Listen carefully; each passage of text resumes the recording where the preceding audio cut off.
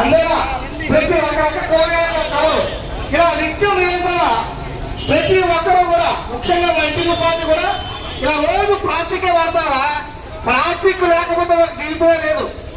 ఆఖరికి నేను పడుకోవడానికి కూడా కింద దుప్పట్లు వేసుకున్నాను, ప్లాస్టిక్ కవర్లే పోర్చుకుంటాను.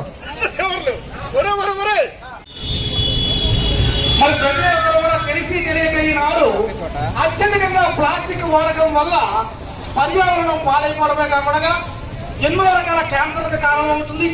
అదేవిధంగా భూగర్భ జలాలు ఇంకిపోవడానికి, పర్యావరణం పాడైపోవడానికి, మన యొక్క మానవ జీవితంలో ఎన్నో రకాల క్యాన్సర్లు ఈనాడు మనుషులకు రావడానికి కారణం యొక్క అత్యధికంగా ప్లాస్టిక్ వాడటం. మనం ప్లాస్టిక్ కవర్లు ఎక్కడ పడితే అక్కడ పడేయడం ద్వారా పశువులు కూడా చనిపోతున్నాయి. మరి ఈనాడు ఎన్నో అనర్థాలు కేవలం ప్లాస్టిక్ వాడటం వల్ల ఎన్నో అనర్థాలు మనకు వస్తున్నాయి. అడుగులు వేస్తూ ప్రతి ఒక్కరూ కూడా ఈ స్వచ్ఛ సర్వేక్షణలో భాగంగా అందరూ కూడా ప్లాస్టిక్ నియంత్రణ స్వచ్ఛతో మరి నాడు భారీ నీళ్లు పూలకి వెళ్ళకపోతే ఇంకా కూడా ఆవిరైపోయిందనుకో భవిష్యత్తులో ఒక వాటర్ బాటిల్కి ₹100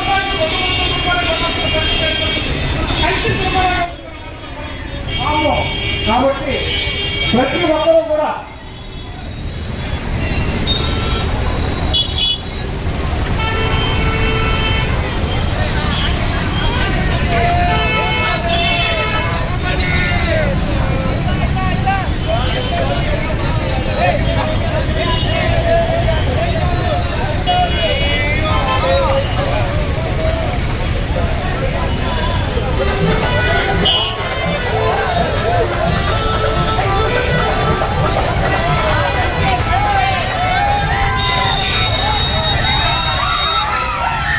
పర్యావరణాన్ని పాడు చేస్తూ ప్లాస్టిక్ అధికంగా వాడుతున్నారు.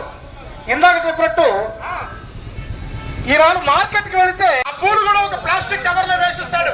ఆ పక్కనే మా ఇంట్లో మా ఆవిడకి జ్యూస్ తీసుకుంటాను, ఆ జ్యూస్ కూడా ఒక ప్లాస్టిక్ క్యారీ బ్యాగ్ లో ప్యాక్ చేయమని చెప్తాను. ఫ్రిడ్జ్ లో పెట్టుకోవాలి కదా ఇంటికి వెళ్ళి. కాబట్టి నేను మార్కెట్కి వెళ్ళి ఇంటికి వచ్చేసరికి కనీసం ఒక 10-15 ప్లాస్టిక్ కవర్లనే వాడతాను ప్రతిరోజు. ఇది ఒక్కసారి ఉదయం మార్కెట్కి వెళ్ళి రాగానే 15 ప్లాస్టిక్ కవర్లతో రకరకాల పదార్థాలు, పువ్వులు వగైరా వస్తువులు తెస్తాం. మరి ఇవన్నీ వాడతాం. ఆ కవర్లను ఏం చేస్తుందంటే ఒట్టుకుని బాధేస్తాం కదా వాడిన వెంటనే. ఇంకెందుకు ప్లాస్టిక్ కవర్లు దానివల్ల మారేస్తుందని చెప్పి శనివారం ప్రతి నెల 3వ శనివారం స్వచ్ఛతా దివస్ గా పాటిస్తానని పరిసరాల పరిశుభ్రత కోసం సమయాన్ని కేటాయిస్తానని శపథం చేస్తున్నాను. నేను పరిసరాలను అశుభ్రపరచను మరియు వేరే వారిని అశుభ్రం చేయనివ్వను. నేను ఈ రోజు నుండి ప్లాస్టిక్ సంచులు మరియు ఒక్కసారి మాత్రమే వాడే ప్లాస్టిక్ ను వాడను. ఈరోజు నర్సరావుపేట మున్సిపల్ కమిషనర్ గారి ఆధ్వర్యంలో ప్లాస్టిక్ నిషేధించాలి, ఆరోగ్యాన్ని కాపాడుకోవాలనే ఉద్దేశంతో నర్సరావుపేట మున్సిపాలిటీ దగ్గర నుంచి మల్లం సెంటర్ మీదుగా వివిధ విద్యా సంస్థల విద్యార్థులు, అలాగే స్వచ్ఛంద సేవా సంస్థల, రోటరీ క్లబ్ లాంటి స్వచ్ఛంద సేవా సంస్థల ఆధ్వర్యంలో ర్యాలీ నిర్వహించడం జరిగింది. ప్లాస్టిక్ ని వాడటం వల్ల కలిగేటువంటి నష్టాలని చాలా చక్కగా ఒక నాట్య రూపంలో వాళ్ళు స్లోగన్స్ ఇచ్చుకుంటూ ఈరోజు ప్లాస్టిక్ వల్ల ఎంత ప్రాబ్లమ్స్ వస్తున్నాయి, ప్రతిరోజు ఉదయం లేచిన దగ్గర నుంచి మళ్ళా పడుకునే వరకు మనం ఎంత ప్లాస్టిక్ వాడుతున్నాం, దానివల్ల కాలుష్యం యొక్క ప్రభావం ఏంటి, భూమికి జరిగేటువంటి డ్యామేజ్ ఏంటి, భవిష్యత్తులో మనం ఫేస్ చేసేటువంటి సమస్యలు ఏ రకంగా ఉంటాయనేది ఇవన్నీ కూడా విపులంగా తెలియజేయడం జరిగింది. చెట్లని పెంచడం, అలాగే నార సంచులని, క్లాత్ సంచులను వాడటం ద్వారా ప్లాస్టిక్ నిషేధించాలి అనేది ఈ కార్యక్రమం నిర్వహించడం జరిగింది. ఈ కార్యక్రమాన్ని మీరందరూ కూడా విచ్చేసి, ప్రముఖులు, మీడియా ప్రముఖులు అందరూ కూడా విచ్చేసినందుకు, ఈ కార్యక్రమాన్ని దిగ్విజయం చేసినందుకు అందరికీ మా ధన్యవాదాలు తెలియజేస్తా ఉన్నాను. Thank you. గారికి ప్రత్యేకమైన అభినందనలు తెలియజేస్తున్నాం. గుంటూరు పొల్యూషన్ ప్రాంతీయ కార్యాలయం తరఫున, అట్లాగే మన మున్సిపల్ కమిషనర్ గారి సహకారంతో ఇంత పెద్ద ర్యాలీ నిర్వహించిన అన్ని స్వచ్ఛంద సంస్థలకు మీకు శుభాకాంక్షలు తెలుపుతున్నాను. ఎందుకంటే మేము కూడా మా డిపార్ట్మెంట్ తరఫున ప్లాస్టిక్ వాడకాన్ని చాలా అవేర్నెస్ క్యాంపులు చేస్తూ అందరికీ అవేర్నెస్ ప్రోగ్రామ్స్ కాలేజీల్లో కానీ స్కూల్స్లో కానీ వ్యాపారస్తులకు కానీ పెడుతూ వాళ్ళతో 20 బిలో మైగ్రేట్ చేసే వాళ్ళకి ఇండస్ట్రీస్ వాళ్ళకు కూడా నోటీసులు ఇస్తూ వాళ్ళందరూ నరికట్టే కార్యక్రమంలో కూడా మేమున్నాం.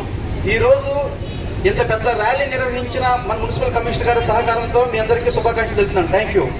వైపు చూసారా, ప్లాస్టిక్ కలకల, భూమాత విలవిల, నారసంచి నగరానికి మంచి. చూసారా, మన నరసరావుపేటకు పర్యావరణం బాగుండాలి అన్నా, ప్లాస్టిక్ రహిత సమాజాన్ని వల్ల నెలకొల్పాలి అన్నా, మనందరూ ఆరోగ్యంగా ఉండాలి అన్నా ప్లాస్టిక్ వాడకాన్ని తగ్గిద్దాం, పర్యావరణాన్ని రక్షిద్దాం.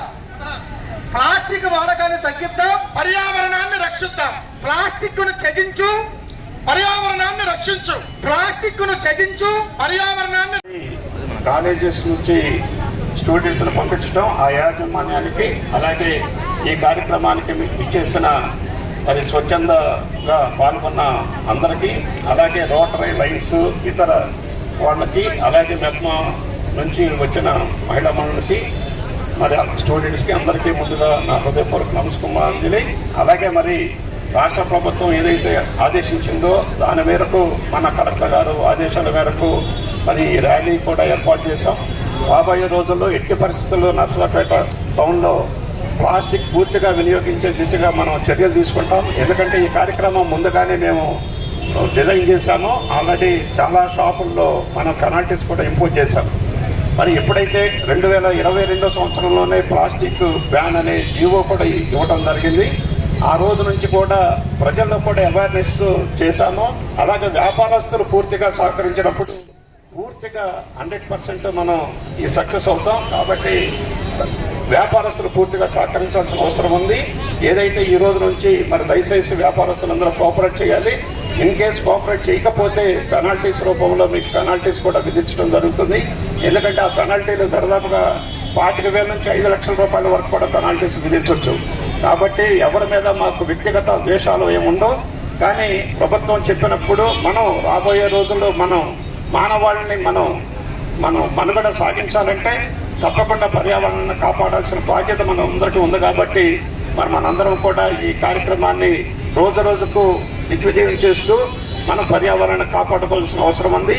ఇక్కడికి ఎవరైతే వచ్చారో వాళ్ళందరూ కూడా రేపటి నుంచి అసలు ఈ రోజు నుంచి ప్లాస్టిక్ను దయచేసి వాడద్దు. మీరు కూడా బజార్కి వెళ్ళినప్పుడు మీకు అవసరాలకు ఏదైనా ఉన్నప్పుడు ప్లాస్టిక్ని సంచులు కానీ ఇవన్నీ తీసుకోకుండా క్యారీ బ్యాగులు, మన జూట్ బ్యాగులు ఏదైతే ఉంటాయో అవి తీసుకుని వెళ్ళి మీ సరుకులు కానీ ఏమైనా తీసుకొచ్చుకోండి. అప్పుడు మనం ఒకరికొకళ్ళు చూసి కొంతమంది మారతారు. అలాంటప్పుడు మనం పర్యావరణాన్ని కాపాడుకున్న వాళ్ళు అవుతాం. కాబట్టి దయచేసి మీరు అందరూ కూడా కోఆపరేట్ చేయాల్సిందిగా కోరుకుంటూ ఈ రోజున వ్యాపారస్తులందరికీ తెలియజేసేది ఏంటంటే, ఈ రోజు నుంచి ప్లాస్టిక్ని పూర్తిగా నిషేధించండి. 120 మైక్రాన్ ఏదైతే లోపు ఉందో అది పూర్తిగా నిషేధించండి. మీరు కూడా మాకు సహకరించి పర్యావరణాన్ని కాపాడాల్సిందిగా కోరుకుంటూ సెలవు తీసుకుంటున్నాను.